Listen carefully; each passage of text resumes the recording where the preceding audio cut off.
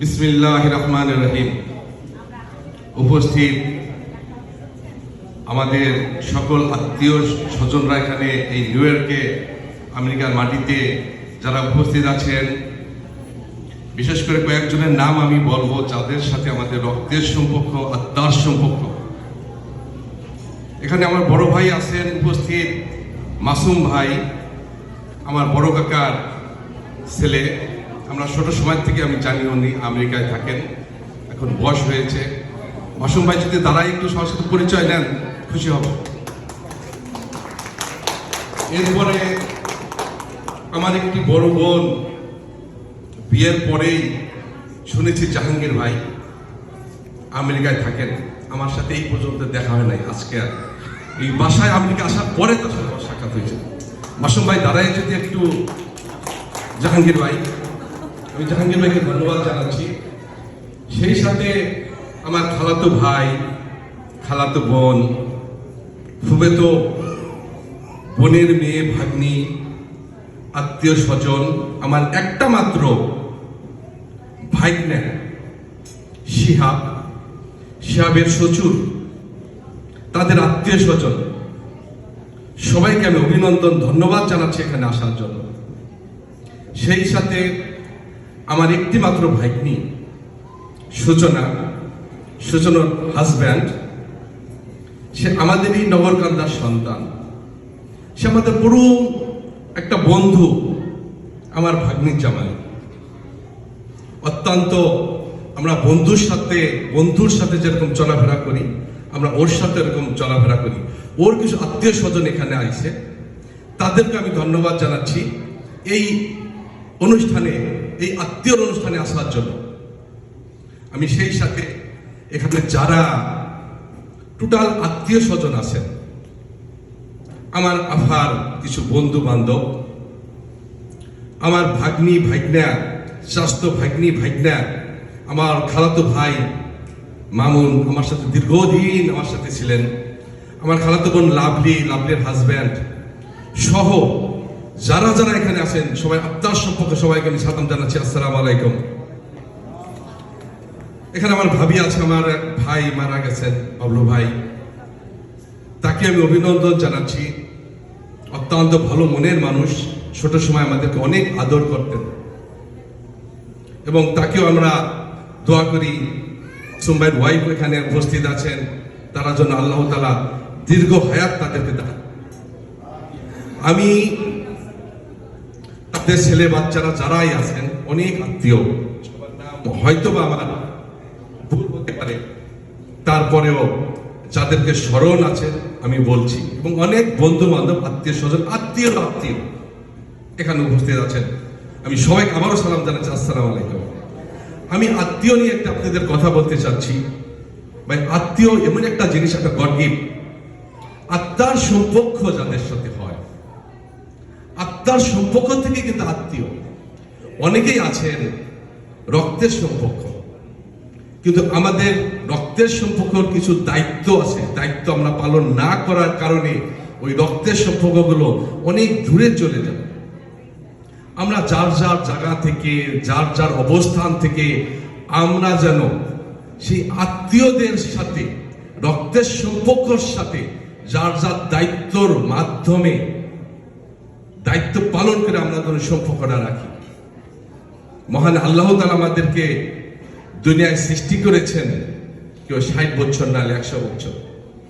আমরা যদি কেউ আত্মীয়র সাথে আত্মীয় সম্মান না দিতে পারি, আমরা যদি অপরকে ভালো না বাসতে পারি, এই দুনিয়ায় টাকা পয়সা কোনো কিছুরই দাম নেই। আমাদের প্রত্যেকটা কর্ম, আমার প্রত্যেকটা ধর্মের, আমাদের প্রত্যেকটা কাজের কিছু অংশ হচ্ছে মানুষের ভালোবাসা। আমরা যতদিনই বেঁচে থাকবো না কেন, আপনাদের ভালোবাসার মাধ্যমে, আপনাদের সম্মানের মাধ্যমে, আপনাদের কর্মর মাধ্যমে আমাদের বেঁচে থাকাটাই হচ্ছে আমাদের মূল উদ্দেশ্য। আমরা যেন যার যার মতো, এখানে যারা আছেন, আমেরিকায় থাকেন, আমি আপনাদেরকে অনুরোধ করব, আমরা বাংলাদেশি, আমাদের একটা ট্রেডিশন আছে, আমাদের একটা কালচার আছে, আমরা ছোটকালের থেকেই দেখেছি আমাদের মা বাবা একটা ফ্যামিলি একত্রে থাকার জন্য একটা বান্ধন, একটা ভালোবাসা। হয়তো এই মাতৃভূমি বাংলাদেশ থেকে এই মা বাবা ভাই বোন ছেড়েও অনেকেই আমরা এই আমেরিকায় থাকি। আমরা যেন স্মরণ করি আমার মা নাহলে আমার ভাই, আমার কোনো আত্মীয় বাংলাদেশে থাকে, তাদেরকে যেন আমরা মিস করি, তাদেরকে যেন আমরা অনুসরণ করতে পারি। আমরা যার যার মতো এই দেশে যদিও আমরা থাকি, অত্যন্ত স্বপ্ন দেশ আমেরিকা, কেউ আসলে আর যাইতে চাই না। কেন? আমরা একটু ভালো থাকতে চাই, আমাদের নেক্সট প্রজন্ম যাতে একটু ভালো একটা কান্ট্রিতে সে ডেভেলপ করতে পারে, তার লাইফ সে যত বড় হতে পারে। এইটাই তো আমাদের মূল ড্রিম, নাকি? এই ড্রিমের ভিতরেও আমাদের স্মরণ রাখা লাগবে আমাদের বাংলাদেশেও আমাদের আত্মার একটু পার্ট বাংলাদেশে বসবাস করে। হয়তোবা খালাতো ভাই, হয়তোবা মামাতো ভাই, হয়তোবা বন্ধু, হয়তোবা মা খালা ফুফু, তাদেরও আমাদের এই ভালো থাকার কিছু কর্মকাণ্ড দায়িত্ব আমাদেরও কিন্তু রয়েছে যারা আমেরিকা থাকেন। যার অবস্থান থেকে আমরা যেন সবাইকে সাহায্য করি। যদি আমাদের কোনো আত্মীয় স্বজনের ভিতরে কেউ আর্থিক কিংবা সামাজিক অবস্থান থেকে একটু পড়ে যায়, আমরা যারা আমেরিকায় আছি ভালো, আপনারা যারা আমেরিকায় থাকেন, আমি আমেরিকায় থাকি না, আমি বেড়াইতে এসেছি, আমি মেহমান আপনাদের, মেহমান হিসেবে আমি আপনাদেরকে অনুরোধ করবো প্রত্যেকটা আত্মার সম্পর্ককে মর্যাদা দিয়ে বাংলাদেশে যারা থাকে তাদেরকে যেন সসম্মানে আমরা সহযোগিতা করতে পারি।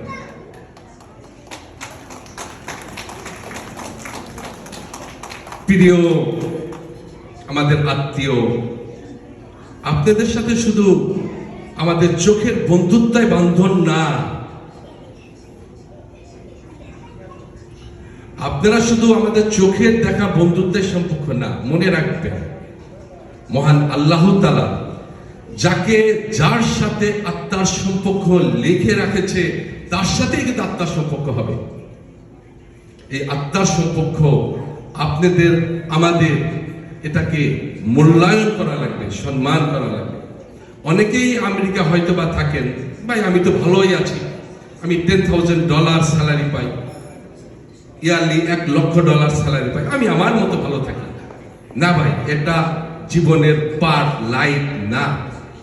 লাইফ তো সেই ব্যক্তি যেই ব্যক্তি একটা সমাজ নিয়ে বসবাস করে, যেই ব্যক্তি আমাদের বাংলাদেশের কালচার কিংবা সারা বিশ্বের যে কোনো কালচারই, সেই তো মহান ব্যক্তি যে সমাজের জন্য কিছু করে যাওয়া পারছে, যে আত্মীয় স্বজনের জন্য কিছু করে যাওয়া পারছে, সেই হচ্ছে মহান ব্যক্তি।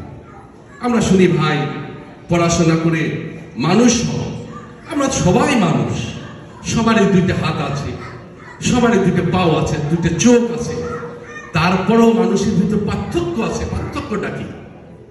পার্থক্যটা হচ্ছে সে জ্ঞান, পার্থক্যটা সে হচ্ছে বিবেক, পার্থক্যটা হচ্ছে মন। এই তিনটা জিনিস আমাদের ভিতর, যার ভিতরে শ্রেষ্ঠ বেশি সে হচ্ছে মহামানুষ। এই আমেরিকায় অনেক বড় বড় ব্যক্তি আছে যারা পৃথিবী নেতৃত্ব দিচ্ছেন এবং আরো 100 বছর আগেও যারা নেতৃত্ব দিচ্ছেন। আমাকে হিন্দুস্থানেও আছে মহাত্মা গান্ধী, রবীন্দ্রনাথ ঠাকুর, এখানে আছে জর্জ ওয়াশিংটন। পৃথিবীতে যারা যারা যে মহৎ কাজ করেছে তাদের কর্মটা কি ছিল? $10,000 বেতন পেয়ে তারা কি একারাই কি ভালো ছিল, নাকি মানুষের জন্য তারা করছে? তারাও মানুষের জন্য করছে। আমরা যদিও অত